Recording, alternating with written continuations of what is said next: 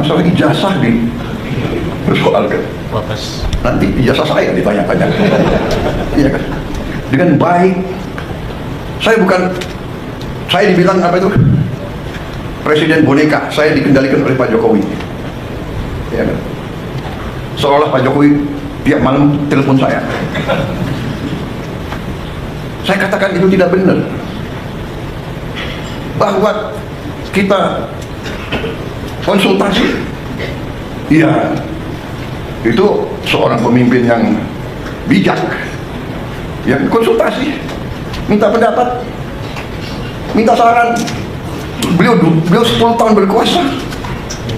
Saya menghadap beliau, nggak ada masalah. Saya menghadap Pak SBY, tidak ada masalah. Saya menghadap Ibu Mega, tidak ada masalah. Kalau bisa menghadap Gus Dur, nggak bisa. Bisa menghadap Pak Harto, ya menghadap Bung Karno kalau bisa. Loh, minta pandangan, minta saran. Pak Jokowi berhasil 10 tahun, orang suka tidak suka. Masalah ijazah dipersoalkan. Nanti ijazah saya ditanya-tanya. Iya kan? Ini ada wartawan banyak ya.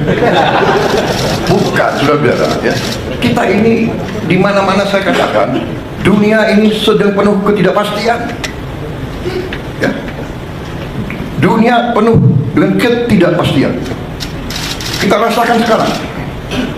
Kita rasakan, kita jujur, kita rasakan. Sekian puluh tahun kita menjadi the good boy. Ya kan? Ada negara yang besar, negara yang kuat. Bilang ke kiri, ya monggo. Bilang ke kanan, monggo. Kita ikut World Bank, kita ikut IMF, kita ikut, ya kan? Tapi globalisasi, ya kita ikut. Tapi sekarang yang meninggalkan sistem yang mereka bangun, mereka sendiri. Free trade, monggo. Kita bingung jadinya. Yang dibilang Menteri Keuangan sedang di luar negeri ya. Sekarang ekonom-ekonom yang belajar sekian puluh tahun, sekarang harus belajar lagi. Prof, ya kan? Harus belajar lagi. Dan memang kita perlu belajar lagi. Tapi kalau saya kita punya Undang-Undang Dasar 45 yang merancang itu, yang membentuk itu, mereka yang melihat dan merasakan, oh, imperialisme kayak begini, penjajahan kayak begini. Mengalami Belanda, Jepang, mengalami pergolakan 28 tahun kita merdeka, 28 tahun kita merdeka, tidak pernah berhenti dari campur tangan asing. Peristiwa Madiun seolah itu komunis, ternyata yang membawa musuh semua itu adalah Belanda, difasilitasi oleh Belanda kuasai Batavia, semua lapangan terbang dikuasai. Bagaimana dia bisa sampai? Ya, halo teman-teman, kembali lagi dengan saya di channel Indonesia 2045 yang membahas seputar politik, pendidikan, hingga budaya. Ya, ini terkait persoalan tuduhan ijazah palsu Presiden ke-7 Republik Indonesia, Presiden yang memang sampai saat ini ya namanya tetap eksis juga ya, meskipun sudah menjadi mantan. Dan tadi juga sempat disindir oleh pidato Presiden Prabowo Subianto ya, masalah ijazah palsu gitu ya, masalah ijazah. Dan kemudian banyak yang mengatakan Prabowo bonekanya Jokowi ya. Bagaimana hubungan Pak Jokowi dengan Pak Prabowo? Pak Prabowo masih berada dalam bayang-bayangnya Pak Jokowi, dan seterusnya dan seterusnya. Tentu memang secara sadar kita ketahui bahwa setiap pemimpin pasti ada plus minusnya juga, dan tidak semua bisa sempurna menjalankan tugasnya. Ya, namanya juga manusia, kita bukan nabi bos ya, kurang lebih seperti itulah ya. Dan kemudian tadi juga yang disampaikan oleh Presiden Prabowo Subianto, bagaimana beliau mungkin melihat presiden-presiden yang sudah berpengalaman, seperti Jokowi 10 tahun misalnya, Pak SBY, ya, Ibu Megawati sekalipun Pak Prabowo bertemu. Ya mungkin untuk minta saran, mungkin untuk belajar barangkali seperti itu ya. Atau mungkin ada hal-hal penting yang dibahas. Ya, itu juga sebetulnya perlu dilakukan oleh presiden yang apalagi baru menjabat, ya. Dan tentu kemudian ini menjadi pro dan kontra juga ketika barangkali kita mendengarkan berbagai informasi bahwa Pak Jokowi menitipkan menteri-menteri, ya, ataupun mungkin Prabowo Subianto masih memakai menteri yang pernah dipakai oleh Pak Jokowi pada pemerintahan sebelumnya.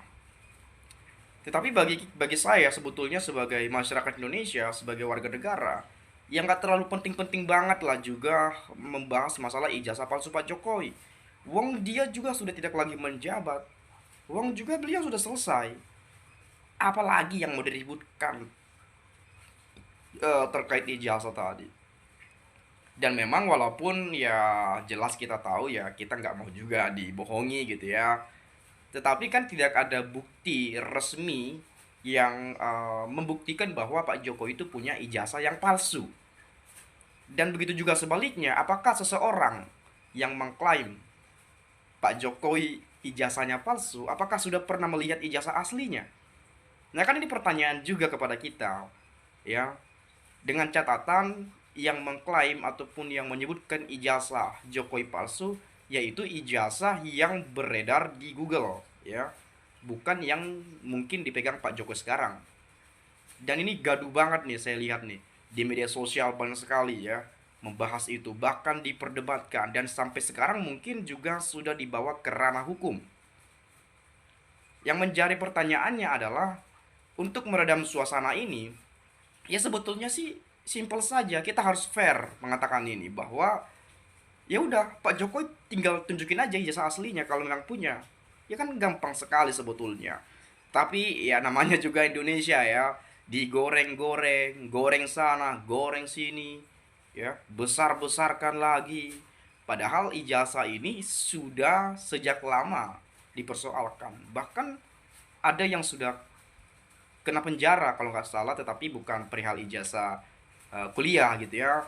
Ya atau ijazah SMP, SMA atau apalah itu kemarin yang saya lupa.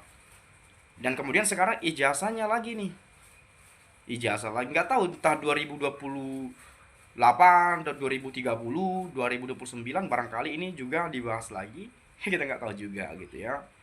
Dan kemudian kalau kita melihat memang persoalan-persoalan yang dihadapi oleh negeri ini teman-teman ya, bagaimana mungkin untuk meningkatkan pertumbuhan ekonomi, bagaimana program-program pemerintahan ini berjalan dengan baik, bagaimana pemerintahan ini dapat menciptakan lapangan pekerjaan, mensejahterakan rakyat Indonesia, ya.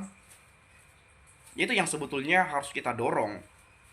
Tetapi ya tidak bisa dipungkiri, mungkin kepleset saja lidah sedikit pun, salah ucap, salah bicara, salah ngomong, itu bisa jadi isu-isu publik tuh. Diperdebatkan, diperbincangkan, dibahas terus-menerus. Padahal yang jelas juga sebetulnya yang diinginkan oleh masyarakat ya banyak, tetapi tidak semua menuntut dan adili Jokowi misalnya. Dan kembali lagi Wapres Gibran, ada tuntutan dari Forum Purnawirawan TNI menuntut wakil presiden segera diganti melalui MPR, itu juga gitu ya. Lalu kemudian ya macam-macam, perampasan aset, koruptor gitu ya, walaupun sudah sejak lama tapi tak kunjung disahkan. Ini tugas-tugas wakil-wakil rakyat kita yang ada duduk di parlemen sana gitu ya, di Senayan ya. Itu ini yang menjadi sebuah harapan masyarakat sebetulnya, tetapi ya tak kunjung disahkan ataupun diterbitkan gitu ya. Lalu kemudian memang teman-teman kita sebagai masyarakat Indonesia, kalau kita mendengarkan perdebatan ini itu, isu-isu publik, opini publik dan sebagainya macamnya, ya kita juga jangan terlalu mudah untuk percaya untuk menilai, apalagi kita sampai menimbulkan fitnah gitu ya. Ya kita lah sebagai warga negara yang bisa berpikir dengan cermat, dengan sehat ya, terkait persoalan-persoalan ataupun dinamika politik yang terjadi saat-saat ini. Ya mungkin itu saja lah ya.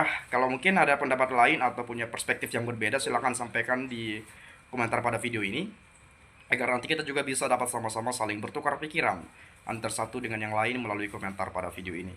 Itu saja, sekian, dilarang baper, salam inspirasi, salam NKRI, harga mati.